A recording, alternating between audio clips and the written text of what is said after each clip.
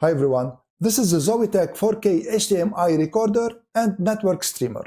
In this video, I'm gonna show you how to initially set it up and how to connect it, and also I'm gonna show you how to stream an HDMI input to OBS through the network to record it, like for instance, like I'm doing now with my Sony ZV-E10 that is connected to this box, and also I'm gonna show you how to record on it, and I'm gonna show you what comes in its box and talk about specifications and ports quickly. So let's start first by showing you what comes in its box. Let's open the box. This is everything you get in the box. You have the 4K HDMI recorder box. You have a remote control, quick start guide, USB-C to USB-C cable to power the box, an adapter also for the cable, and a 1/4-inch holder to put on the bottom of the box in case you need it.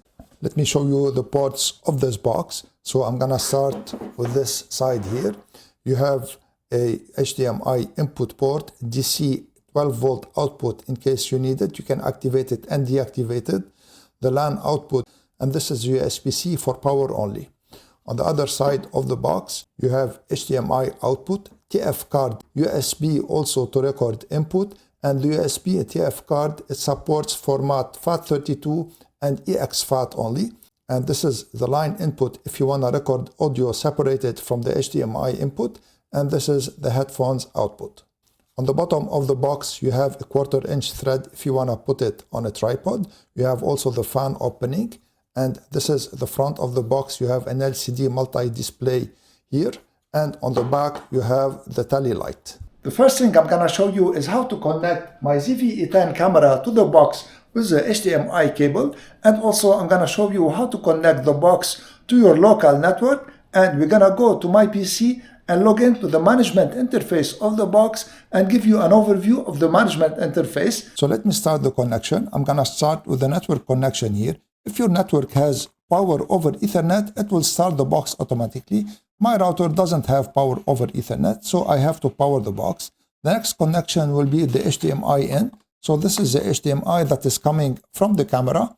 And now this is USB-C power so that to turn on the box. And now the box will turn on, and we need to take the information from the LCD here, which is the IP address, so that we can use it on the PC so that we can manage the box. So this is the IP address. I'm gonna switch now to screen recording, and we're gonna log into the management of the box. So open any web browser on your computer, and then go to the IP address that we took. And here, the default login, you have 3 users: admin, super, and basic. We're gonna use admin, and all of them have the same password. And it is important afterwards to change the password, and I'm gonna show you how to do this. So I've put admin, and then I logged in. Let me close here, and notice this is my ZV-E10 camera footage. So now the first thing I'm gonna show you is how to change the password for the default user and how to arrange also the time, because the time is very important. So let's go to setting here on the top. Under setting, go to system, and under system, go to user first, so to change the password. So this is the admin. Click on the configuration here next to it, and then put the current password, which is admin. And then under password, use a strong password. For the sake of this video, I'm gonna put any password. Of course, use a strong password that no one can guess. And then click on save. And then click on confirm. So now the Zowietek box will restart. Give it a second to restart. So here it restarted. Let's log back in with the new password this time. And we're gonna arrange the time. So go to setting once again, and under system also once again, and click on time. And here you need to make sure that 2 settings are arranged. The first one is which time zone. So I'm gonna put my time zone, which is Eastern time zone. And the second thing is to make sure that time setting is put to synchronize with computer time. So click on save here. And now by default, the box is on decoder. We're gonna keep it on decoder throughout this video. So let's click on video here, and let's see the input. It will detect the input automatically. So the input that is coming from my ZV-E10 is 4K at 29.97 frames per second. And here you have other options. You can look at them if you want to. Like for instance, you can flip the picture if you want to. Let's click on encoder. So the encoder, you have many options here. You have the mainstream and the secondary stream. So the codec here, you can choose between H.264 and H.265. I'm going to keep it 264 because it's compatible more like this. And for the profile, you have many profiles. I'm going to keep it by default here. And for the resolution, I'm going to go to 4K here so that to match the output of the camera. And for the rate control, I'm going to keep it on constant bitrate. And for the bitrate, by default, it is 12,000. If you have a slow network, you can reduce it here. For the frame rate, it is 30. And for the frame interval, I'm going to also put it at 30 to match the camera. For the secondary stream, I'm not going to address it in this video. I'm going to leave it as default. And you have to click on save at the end. And now it is saved. Let's go to output. And for output, it will detect it automatically. I'm not going to change anything here. Let me show you an interesting feature, which is overlay here. So OSD on screen display. I'm going to click on live video so that we see the video from the camera. And here you can add, for instance, overlays. You have text, image, and scorecard. And now let me show you the audio. So you can also add the audio to stream with the video. So the audio here, it is enabled, and you have the format AAC, or you can also stream in MP3, and you can also select the source. So either you select the line in, or you select, for instance, HDMI. I'm going to put HDMI, and let's save it. So now everything is ready to start streaming. So this is a streaming here. You can go live with your stream without a PC. So you can go live directly. For instance, if you're managing this box with your smartphone, you can manage it here by scanning this QR code. It will take you simply to the URL address, and you can log in with your smartphone, and you can stream live. And for now, you have the YouTube streaming, or you have custom streaming also. So now for this video, I'm gonna stick to local streaming. And local streaming, it is enabled by default. You have the main one, and you have the secondary, and it is this one. I wanted to say also a word about NDI. If NDI was enabled on this box, you would have seen that under streaming here under record.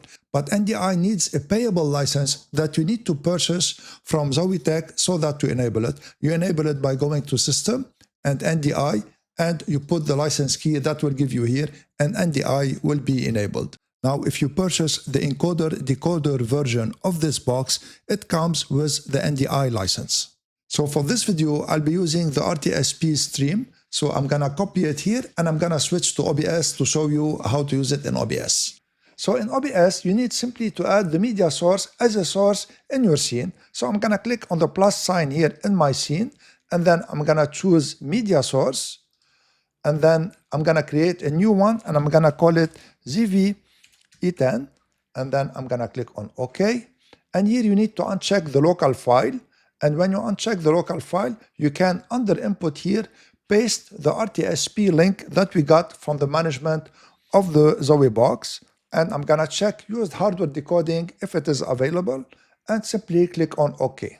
Now I want to show you still one thing in OBS, and you notice a delay in my sound because with RTSP it's not as fast as NDI. So I'm capturing the microphone and then the video. So to correct this in OBS, this is what you need to do. You click on the three dots under your microphone, and then you select Advanced Audio Properties, and you adjust the sync offset to 1500 milliseconds.